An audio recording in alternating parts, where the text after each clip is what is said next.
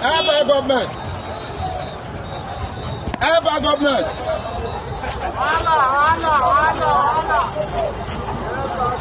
You were talking about the country not being good enough. I really did not get your point.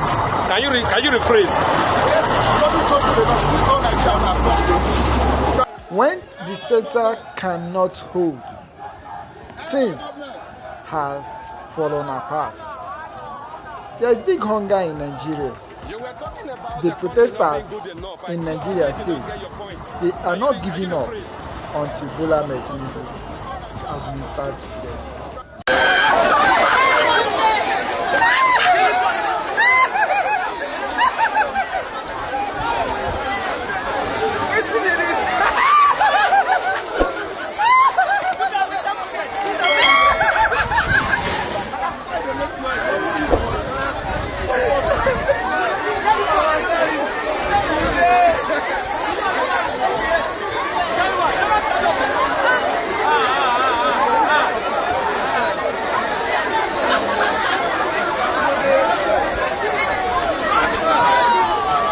One would be wondering, is these people refugees?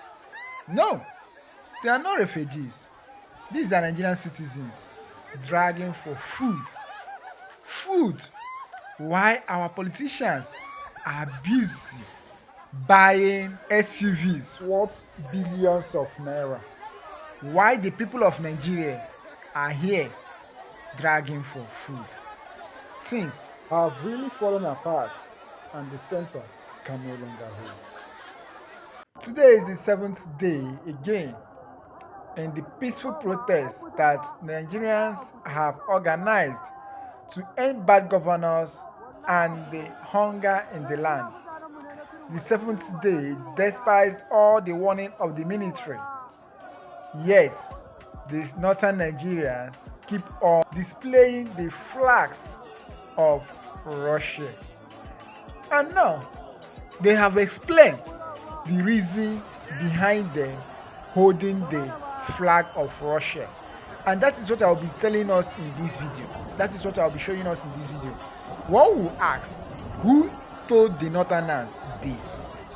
And again, one will also ask, why is President Bola Ahmed Tinubu mute? Does it mean that President Bola Ahmed Tinubu doesn't know what is happening in Nigeria? Why is the president of the Federal Republic of Nigeria mute and things want to escalate? I'll be dropping that video for you people to watch, how they explain the reason behind them holding the Russia flag. But before I do that, if this is your first time of watching our channel, please feel free to subscribe to our channel, like our video, share our video, and please don't forget to turn on your notification bell in order to be getting our updates.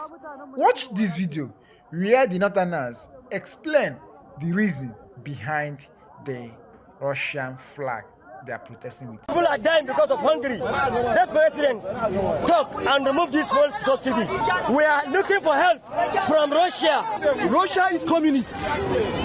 The West and the IMF, they are capitalists. They are actually exploiting our resources. Our leaders have been their puppets and we cannot take it anymore.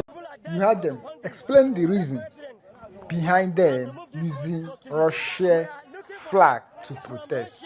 And it seems the vice president of Nigeria also saw this coming. Listen to what he said before and what is happening now in Nigeria. An incident that happened to my friend.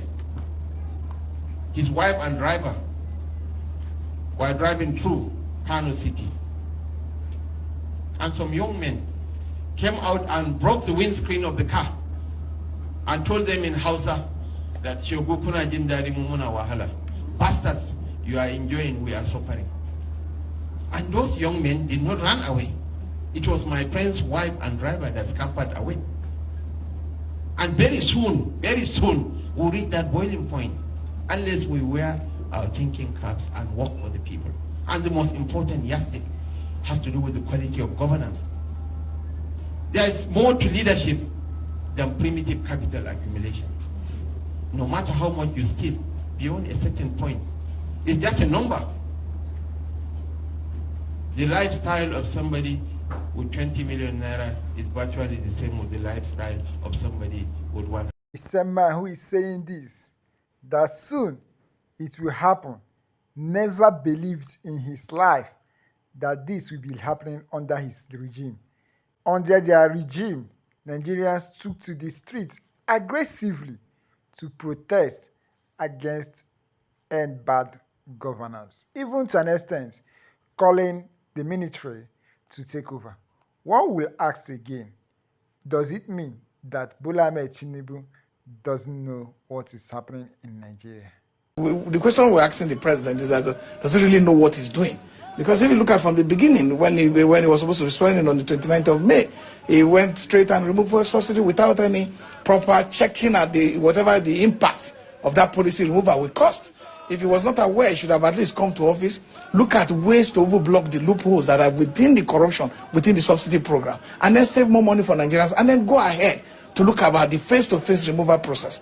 What he did was so dangerous that over 300% cost of transportation was added, and out-of-pocket expenses was reduced. The inflation level as we talk today is 44%, for over 40% for food inflation, over 34% for headline inflation. The president is not talking about that. He's not really sounding as if he wants to discuss with the people, but he's looking at the protest as if it's an engagement, as if it's a confrontation of his government. And you know, when you operate a quasi-democratic process, those in office always think that, you know, because they are now being given that power, why do you have to challenge them? Because if the government had read out some of the statement today and then sound some level of reconciliatory tone and said that yes, I remove fuel subsidy and this is how it is affecting the life of the people, the people will understand. But the president said, no, I've done that and I'm not going back on it.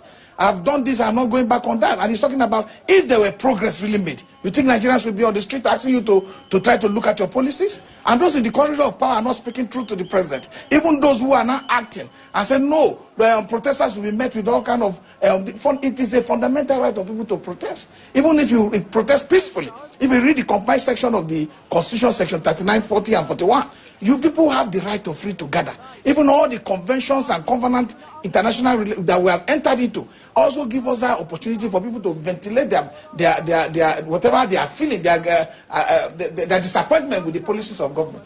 But government must know that they are beholden, that the people are not beholden to them, because you came to apply for a job was given to you, and that job is making the life of people difficult. You could be staying in the defense of the presidential villa. You have all the Nigerian government taxpayers' money covered for your feeding, your transportation, your air condition. But people are spending money from their pocket. If you talk about 70,000 naira, you have increased minimum wage. When you came in, dollar was 500 naira to $1.